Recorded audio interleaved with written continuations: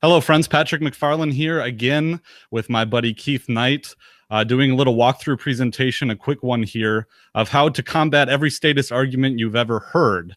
And what we're going to do is we're just going to read the script from a 2007 article from Free Domain Radio and Stefan Molyneux entitled A Handout for Status. So with that, I'm going to hand it off to my buddy Keith. A handout for status, striketheroot.com. In the interests of efficiency, I've decided to distill every argument I've ever had with your average statist so that I can hand it out to those who argue that government is voluntary, if you don't like it, you can leave, taxation is nonviolence, etc. I thought this might also be of use to you because life is short. Here we go. Tell me, do you think violence is wrong? And me as the statist, I'm saying, yes, violence is wrong, except in self-defense. Agreed, except in self-defense. So tell me, how do you think that problems should be solved if we should not use violence?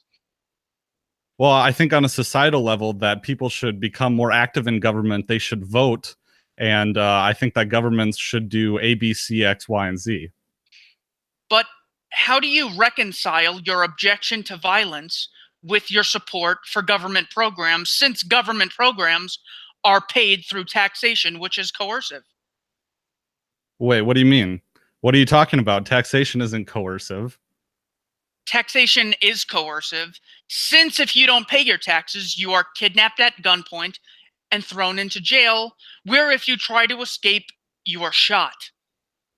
Well, this is a democracy where we get to choose our own governments, right?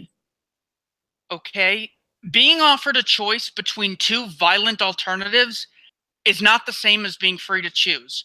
If a store owner gets to choose which mafia gang he pays for protection money to, can he really be argued that he is making his own free choice? If a woman can choose between two potential husbands but will be forced to marry one of them, can she said to be really choosing marriage?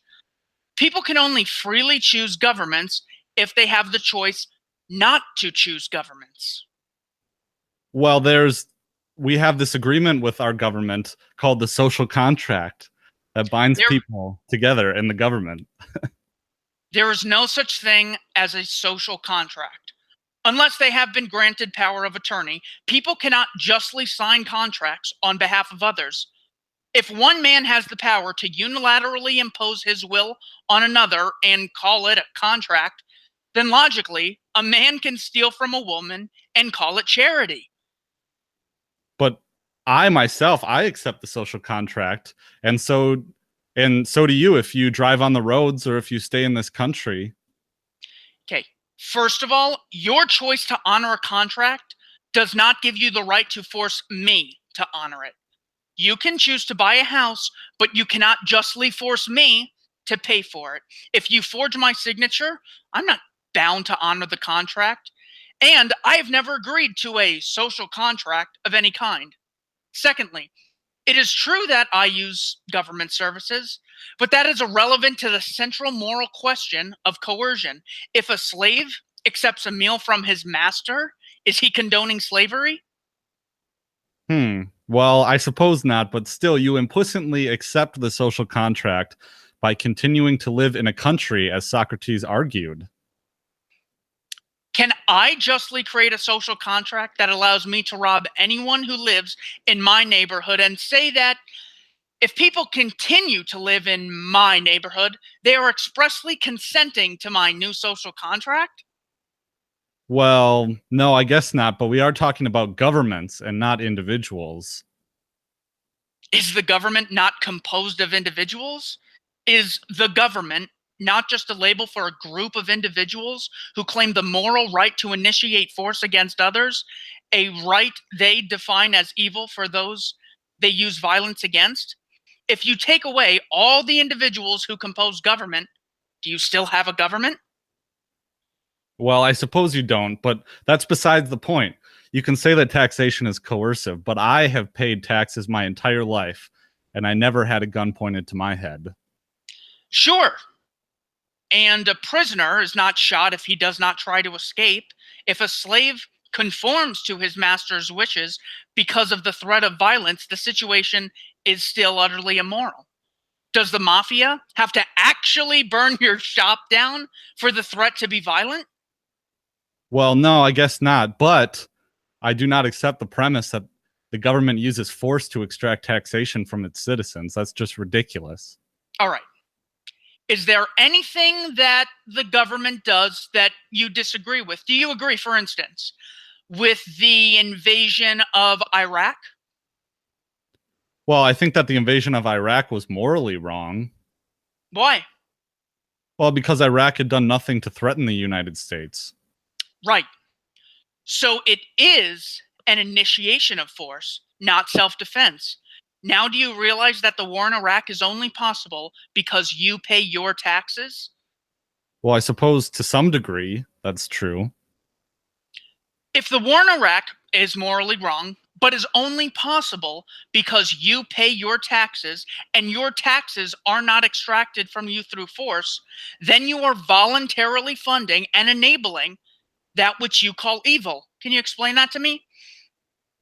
Well, I pay my taxes because I'm a citizen of this country.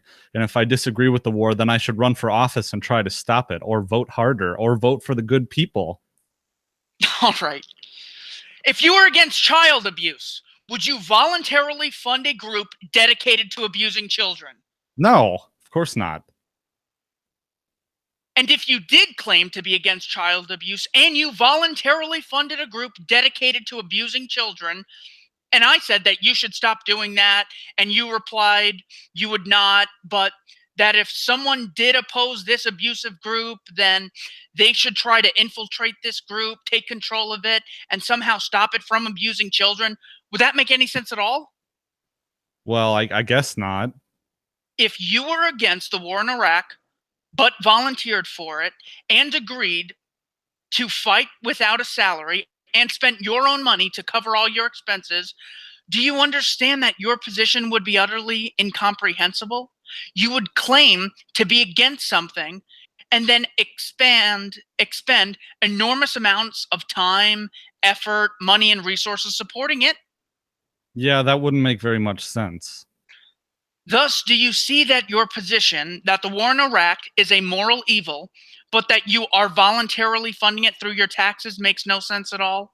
If the war in Iraq is a moral evil, but is only enabled through your voluntarily funding, then continuing to fund it is openly admitting that it is not a moral evil. If you are forced to fund the war in Iraq, you can maintain that it is a moral evil because it is the initiation of the use of force. However, the taxation that is also the initiation of the use of force against you must also be a moral evil because you are forced to fund the initiation of force against others. Thus, either taxation is coercion or you are the worst form of moral hypocrite by voluntarily supporting that which you call evil.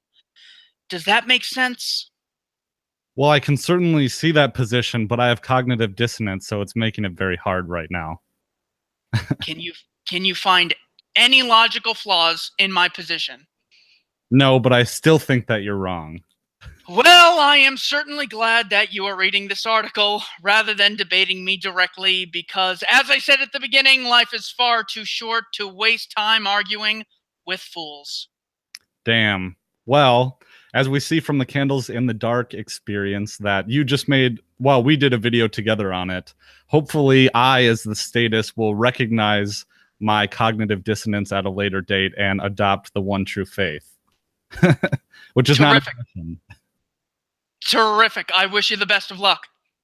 Alrighty, sounds good. Well, that's this skit. I hope that y'all can find it useful. I'll include a link to this skit in the show notes page, and be sure to follow both me at the Liberty Weekly Podcast and Keith Knight on his YouTube channel, which is Don't Tread on Anyone, also found in the links below. Peace.